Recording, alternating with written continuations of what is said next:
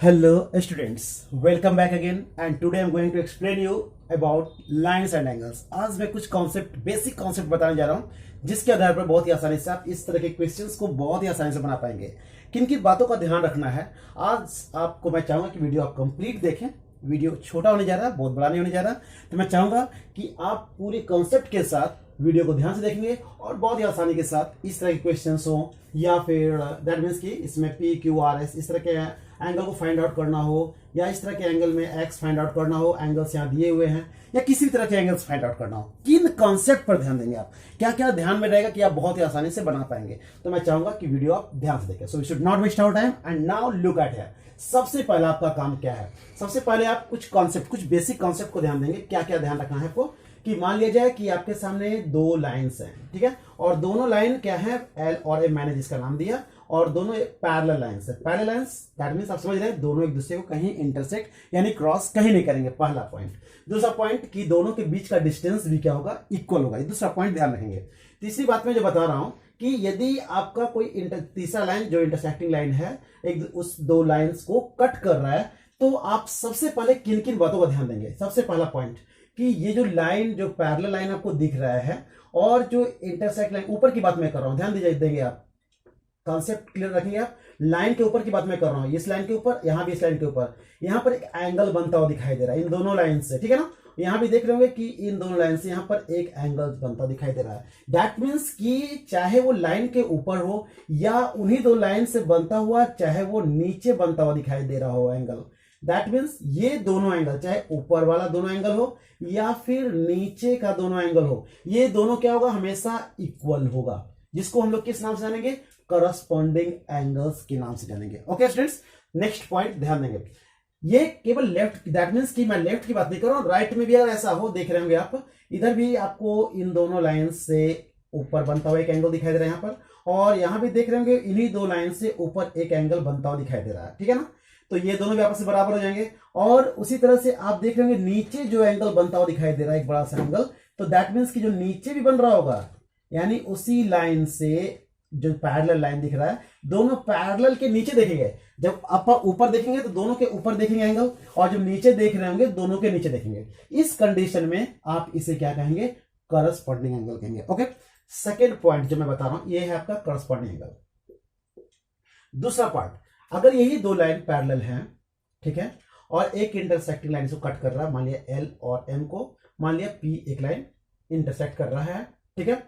अब मैं दूसरा पॉइंट बता रहा हूं, उस पर ध्यान देंगे आप। दूसरे पॉइंट ये है कि अगर हम इंटीरियर की बात कर रहे हैं, यानी अंदर ही अंदर यदि दो एंगल एक दूसरे को क्रॉस कर रहे हैं, एक इधर से या फिर इधर से क्रॉस कर रहे हैं, उस कंडीशन में क्रॉस करता हुआ जो दिख रहा है अंदर ही अंदर, इसका नाम होगा आपका अल्टरनेट एंगल्स। इसका नाम क्या होगा, अल्टरनेट एंगल होगा, ठीक है। अल्टरनेट एंगल में आपको अंदर छोटा क्रॉस दिखाई दे रहा है, यानी मान लिया जाए मैंने इसका नाम दिया 1, इसका नाम मैंने दिया 2, इसका नाम दिया मैंने 3, इसका नाम दिया 4, तो क्रॉस जो कर रहा है तो 1 और 4, 1 एंड 4 एंगल क्या होंगे, बराबर हो जाएंगे। उसी तरह से इधर आप देख रहे हो 2 और 3, एंगल 2 और एंगल 3 ये आपस में बराबर हो जाएंगे। क्रॉस करता हुआ दिखाई दे रहा अंदर ही अंदर। अब मैं इसी क्रॉस को बड़ा कर देता हूं, जिसका नाम आप कर सकते हैं अल्टरनेट, जो अंदर की बात मैं कर रहा हूं, अगर अंदर में बन रहा है ऐसा तो अल्टरनेट इंटीरियर एंगल। और जो बड़ा सा क्रॉस करता हुआ दिखाई दे रहा होगा आपको, देखिए यहां ये बड़ा सा क्रॉस करता हुआ इधर दिखाई दे रहा और एक इधर से दिखाई दे रहा क्रॉस, ठीक है। तो ये बड़ा सा जो क्रॉस, जिसका मैं नाम दे रहा हूं, मान लिया जाए 4 तक दे दिया था यहां पर, 5 6 7 और 8। ओके, तो 5 का क्रॉस आ रहा है 7 पर, यानी आप कह सकते हैं कि एंगल 5 और एंगल 7 ये दोनों क्या है, इक्वल है। एंगल 6 और एंगल 8, एंगल 6 और एंगल 8 ये दोनों आपस में बराबर है।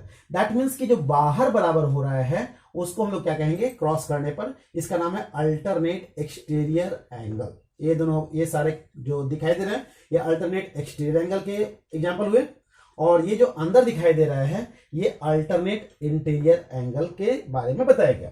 अब इन्हीं तो बेसिक कॉन्सेप्ट के आधार पर मैं कुछ इस क्वेश्चन को सॉल्व करने का प्रयास कर रहा हूं, ध्यान से देखेंगे। सबसे पहला पॉइंट आप देख रहे होंगे, अगर ये लाइन एक दूसरे को इंटरसेक्ट, या आप ध्यान देंगे, देखेंगे ये लाइन अगर बढ़ा दिया जाए और इसको भी अगर बढ़ा दिया जाए, तो आप इस पॉइंट को छोड़ दीजिए। आप क्या देख रहे हैं कि ये एंगल और ये एंगल आपस में क्या हो जाएंगे, बराबर हो जाएंगे। क्यों बराबर होंगे, क्योंकि ये लाइन पैरेलल और ये भी पैरेलल है, और ये देखिए क्रॉस करता हुआ यहां दिखाई दे रहा है ना। यानी ये 42 है तो ये कितना हो जाएगा आपका 42। यानी क्यू एंगल जो आपका दिखाई दे रहा है, यानी एंगल क्यू जो है वो कितना हो रहा है आपका 42। मैं कॉन्सेप्ट को बताने का प्रयास कर रहा हूं, ध्यान देंगे आप। दूसरा पॉइंट आप ध्यान देंगे, अब मैं इसकी बात कर रहा हूं, ये एंगल आपको पता चल गया। ओके, अब ध्यान से देखेंगे तो इस पॉइंट को इसको ढक दिया जाए तो एक क्रॉस करता हुआ आपको लेफ्ट साइड में दिखाई दे रहा है इधर से।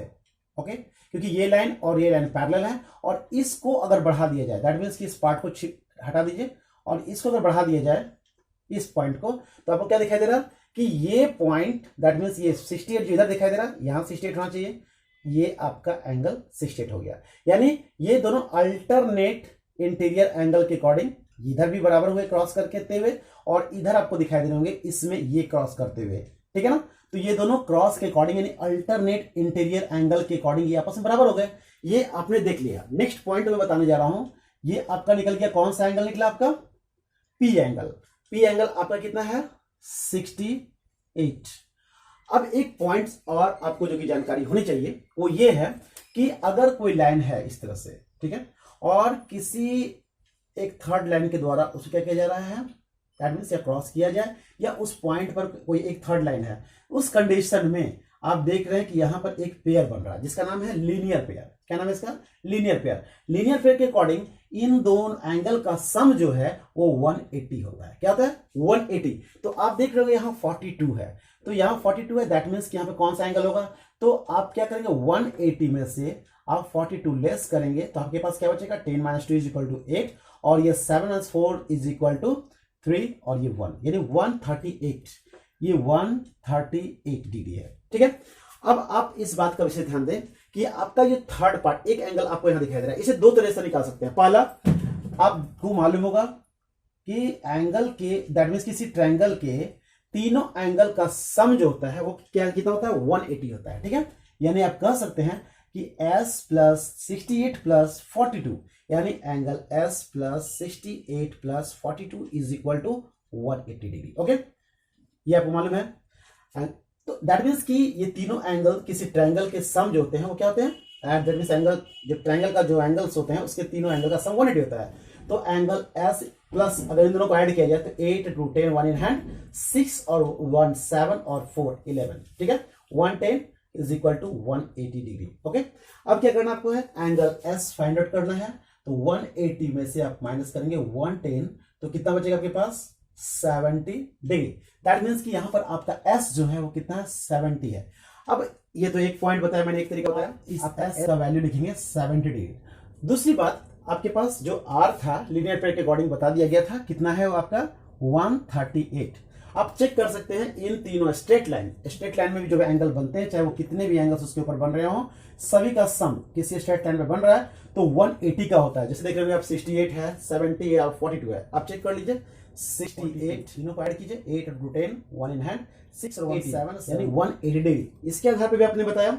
दूसरा कि मैंने बताया था एक आपने देखा इस पेयर के आधार दैट मींस कि स्ट्रेट लाइन के आधार पे भी आप इसको फाइंड आउट कर सकते थे। आप यहाँ पे एक्स ले लेते, उसके अकॉर्डिंग भी हो रहा था। यहाँ पे आप देख रहे थे कि ट्रायंगल के अकॉर्डिंग भी है ना, angle sum property of A triangle के अकॉर्डिंग भी आप बना सकते थे। तो बहुत सारे कॉन्सेप्ट हैं, तो मैं चूंकि वीडियो बहुत लंबा नहीं करना चाहूंगा, मैं चाहूंगा कि आप बेसिक कॉन्सेप्ट को ध्यान से देखें। फिर भी कुछ कंफ्यूजन हो तो आप पूछ सकते हैं, नेक्स्ट वीडियो में प्रयास करूंगा कि आपको कुछ इससे बेहतर। ओके।